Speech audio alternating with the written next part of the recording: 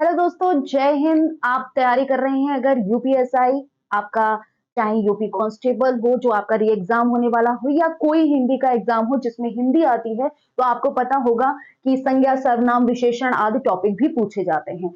अब आपका ये सर्वनाम टॉपिक मात्र 5 मिनट के अंदर आप समझ लेंगे, बहुत ही बेहतरीन ढंग से। शुरू करते हैं हम अपना आज का 5 मिनट का शो।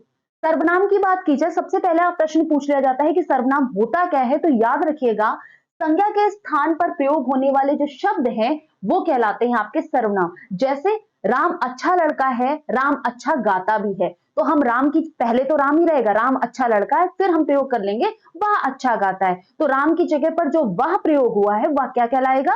सर्वनाम कहलाएगा। संज्ञा के स्थान पर प्रयोग होने वाले शब्दों को सर्वनाम कहते हैं। आपको समझ में आ गया होगा। फिर दूसरा प्रश्न पूछ लिया जाता है कि हिंदी में कुल सर्वनामों की संख्या कितनी है। याद रखिएगा, हिंदी में कुल सर्वनामों की संख्या 11 होती है। अब 11 के अंतर्गत कौन से सर्वनाम आते हैं वो भी यहां पर लिखे हुए हैं, एक बार आप पढ़ लें। मैं, तू, आप, यह, वह, जो, सो, कोई, कुछ, कौन, क्या, ये सभी क्या है? हिंदी में प्रयोग होने वाले 11 सर्वनाम है जो आपके प्रयोग किए जाते हैं हिंदी में। इसके बाद अगर हम बात करें सर्वनाम के भेद कितने हैं, तो याद रखिएगा, सर्वनाम के 6 प्रकार होते हैं या 6 भेद होते हैं।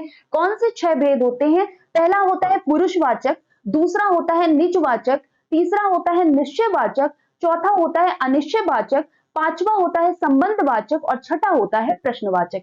इनको कैसे पहचाने? पहचानने के लिए आता है कि वाक्य में दे दिया जाता है, फिर पहचानना होता है इसमें कौन सा सर्वनाम का प्रकार है। तो आप कैसे पहचानेंगे? अगर पुरुषवाचक सर्वनाम है, किसे कहा जाता है?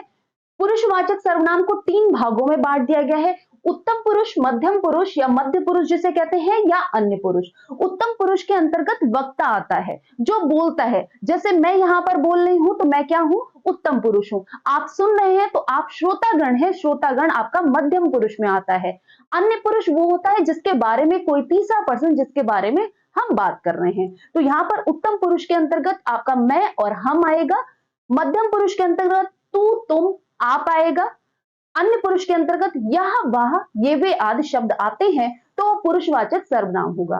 निजवाचक सर्वनाम जब किसी में निजता दिखाई जाए, जैसे मैं अपने आप चला जाऊंगा, मैं स्वयं ही चला जाऊंगा, मैं आप ही खा लूंगा, ऐसे जहां पर निजता का प्रयोग किया जाता है वहां पर आपका निजवाचक सर्वनाम होता है। निश्चयवाचक सर्वनाम के अंतर्गत भी 4 शब्द आते हैं, यह, वह, ये, वे। मतलब निश्चित होता है जब, ठीक है, कि यह घर मेरा है, तो ये क्या हो जाएगा? यह घर मेरा है अगर बोला गया है, तो यह घर, जो घर के पहले यह आया है वो सार्वनामिक विशेषण के अंतर्गत आएगा। ये याद रखिएगा, सार्वनामिक विशेषण और निश्चयवाचक विशेषण में, निश्चयवाचक जो सर्वनाम है इसमें थोड़ा सा अंतर होता है। निश्चयवाचक सर्वनाम जो है वो संज्ञा के स्थान पर प्रयोग होगा, जबकि सार्वनामिक विशेषण कहां पर प्रयोग होता है? संज्ञा के आगे प्रयोग किया जाता है। अनिश्चयवाचक सर्वनाम के अंतर्गत आपको सिर्फ 2 शब्द याद रखने होते हैं, कोई, कुछ। जब आपको सर्वनाम के रूप में कोई, कुछ पूछा जाता है तो आपका क्या होगा? कोई, कुछ। ये अनिश्चयवाचक सर्वनाम के अंतर्गत आता है। बात करें हम 5वें सर्वनाम की, जो कि संबंधवाचक सर्वनाम, इसमें क्या होता है? जो, सो आदि जैसे शब्दों का जब प्रयोग होता है तो वो आपका संबंधवाचक सर्वनाम के अंतर्गत आएगा। लास्ट है आपका प्रश्नवाचक सर्वनाम।